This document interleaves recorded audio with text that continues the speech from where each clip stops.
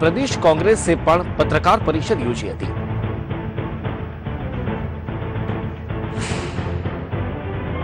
અમે રજૂઆત કરી કે વિધાનસભામાં અમે બિલ લાવીએ,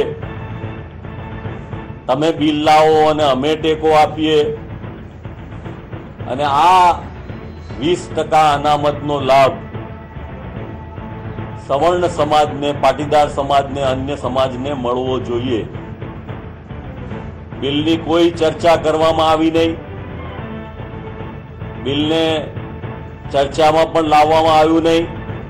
10%ની વાત છે, અમારી 20%ની વાત સાથે સુસંગત નથી, અધૂરી છે। ગુજરાતના યુવાનો સ્વાભાવિક જ રીતે 20% માટે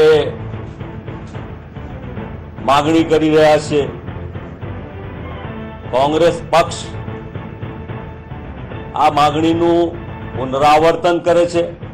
આર્થિક માપદંડોના આધારે જે વર્ગોનો અનામતમાં સમાવેશ થતો નથી તેવા વર્ગોને 10% સુધીની અનામત આપવાની વાત ભારતીય જનતા પક્ષની સરકારે કરી છે।